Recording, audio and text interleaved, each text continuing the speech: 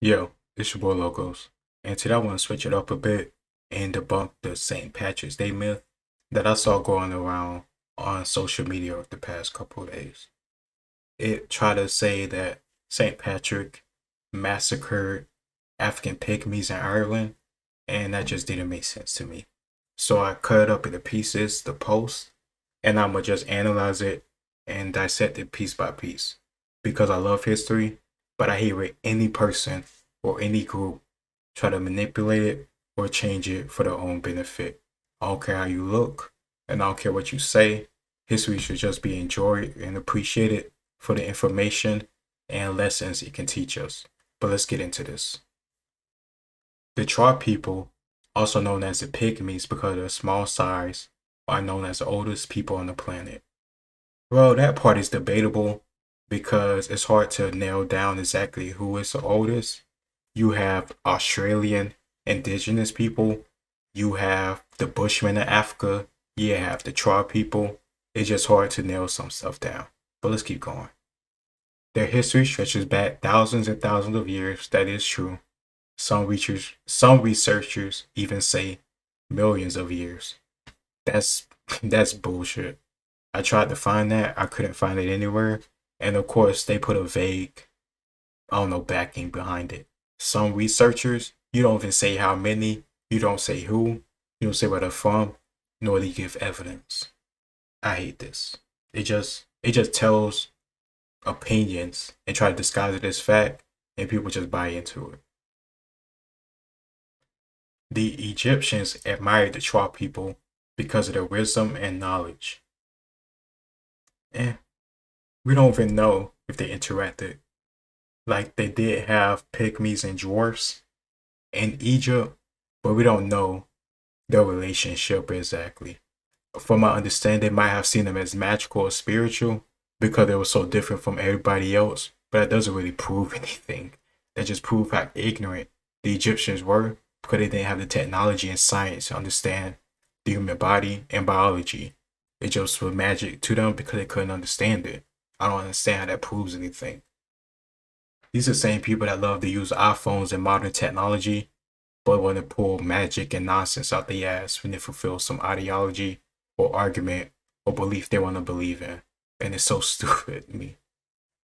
The Trog people traveled the world and were masters at healing and making clothes and shoes. I don't think there's any evidence that the Trog people traveled all around the world. And the fact that they're mainly, at least now, is in the central South Africa. They're literally landlocked. They have no easy access to the sea. So their chance of being very proficient at sea travel so they can travel to other places is unlikely. And we can't find no bones or evidence of them people traveling around the world from my understanding and the routes leading to Asia, the Middle East, so forth. Of course they were probably in Egypt, but that doesn't mean they traveled the whole world.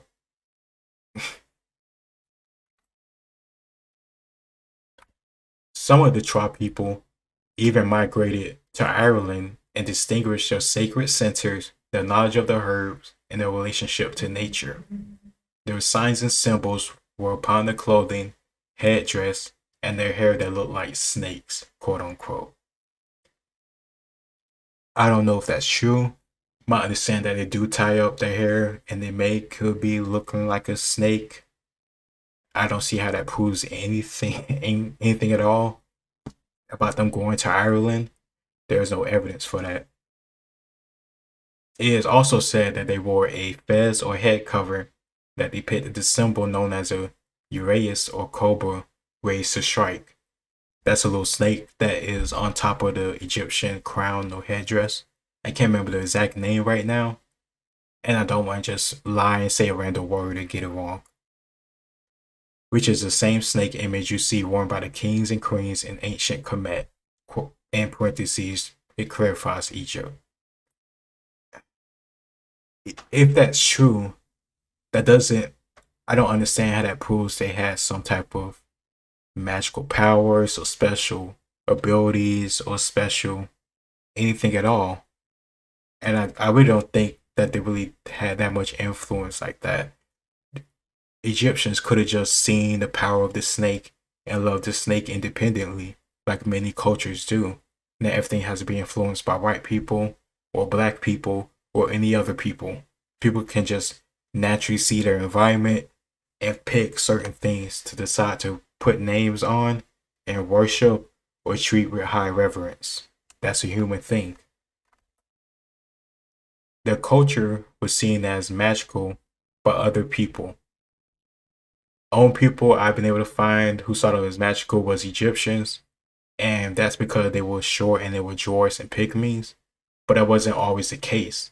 This article, not in this article, this fucking Facebook post, conveniently leaves out the fact that the late and middle kingdoms of Egypt did not treat pygmies or dwarfs kindly. In fact, the Egyptian pharaoh had like a marble reef, like a marble painting or statement saying to treat these people kindly, which could only be said because they wasn't treated nicely to begin with. It is not true that they was always seen as magical. And even if they were seen as magical, what the hell does that prove? What are they doing today that proves any type of magic? This is nonsense. But as the years went by, it is said that the Romans summoned a guy by the name of Saint Patrick to Ireland to push Christianity. It is said. Who said that? I have never heard that before a day in my life. The only thing I've heard and found is that Saint Patrick was actually a real person, and funny enough, he was a slave who escaped slavery. At one point, he was a Roman citizen, and he was 15 years old, living with his family, and then at that point, raiders came and took him away and became a slave herding cattle until he escaped his masters and somehow found his way back to his home and became a priest and, of course, became a saint, which is why we call him Saint Patrick. Nobody was summoned. This is not Yu-Gi-Oh! This is not Pokemon. This is not a video game. He was a real person. This isn't no summoning type shit. This is ridiculous. This is more magic, Harry Potter bullshit. But after seeing the rich culture and spirituality of the tribe people, it is said that Saint Patrick resorted to killing and running the tribe people out of Ireland. Okay. This is ridiculous. So, Saint Patrick, who is a priest, who, from my understanding, is not even supposed to resort to violence. And if you're a priest, you don't even have an army, soldiers, or a kingdom to force people to move or convert or anything or run them out of Ireland. So that doesn't even make sense. But you're trying to tell me that St. Patrick recognized their spirituality and a rich culture and resorted to still killing them and running them out of Ireland? He took the time to acknowledge how progressed, modern, revolutionized. I don't know what's the word you want to use, but it wasn't barbarians. He saw there wasn't barbarians, but he still decided to kill them. Here's the thing. Back then, everybody that you didn't know, or what you were unfamiliar with, or afraid of, or didn't believe in the same thing as you, or wasn't under the same government as you, was probably considered barbarian. That's why a lot of tribes consider themselves the people, because we are the people and you are not. You are strangers. We don't know what you are. This is not just a white person thing. This is a people thing. This is a human being thing. So to tell me that St. Patrick recognized the spirituality and the culture of these people, he didn't dehumanize them first before killing them, I just don't believe that. Not to mention the fact that I always say he didn't have the resources to kill them to begin with. They didn't mention the fact that he had an army. They didn't mention the fact that he had, Roman governorship. They didn't say any of that stuff because he probably didn't, because he was a priest. And the fact that they said he was summoned, I don't understand what that means. Are you saying that he was a warrior? Was he like some type of god? How did he push them out? What power did he use to push them out? This vague, details is part of the reason why I don't like this stuff. Because history tries its best to get the facts right, and that's through sifting through the evidence, finding the scrolls, finding the coins, finding the swords, finding the bones, finding the destroyed monuments, finding the ruins, putting all these little puzzle pieces together to get the best story that they can. And you don't fill in the gaps with nonsense like this to fit in a story that you want to have. Not every person who is a historian is a white supremacist. People actively try to get the best story possible, and they actively try to debunk old history that doesn't make sense with new technology, methods, or information that we have. And everything is about slavery or white supremacy.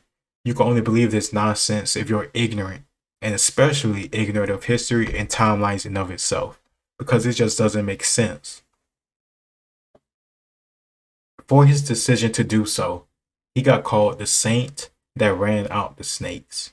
Well, since Ireland has no record of snakes after the Ice Age, we all know who he ran out. Be enlightened, and let's celebrate the rich history of the Trot people. Oh man, this is ridiculous. Okay, so the snakes that he ran out of Ireland, I'm willing to bet a lot of money that is just a metaphor for pagans.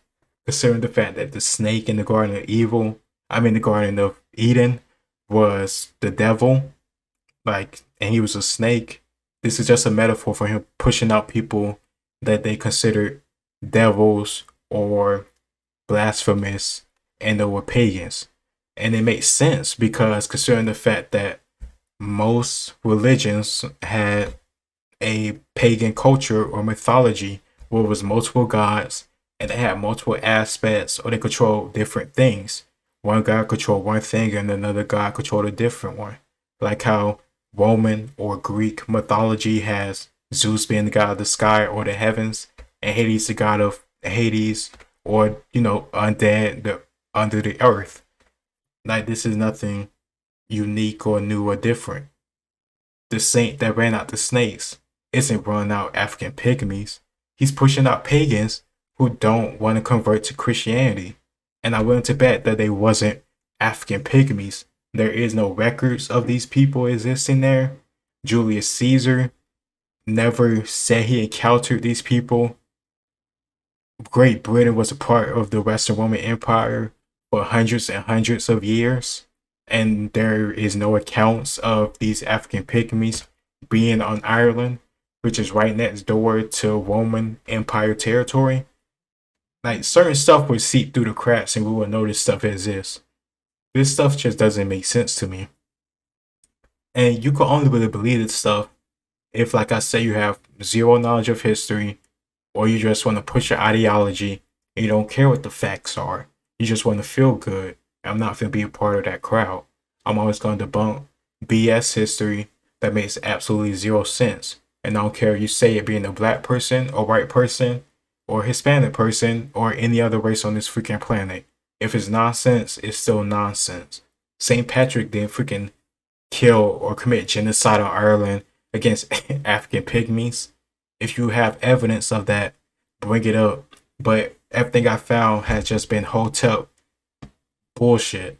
And I'm always going to go against it. And I don't care how you feel about it.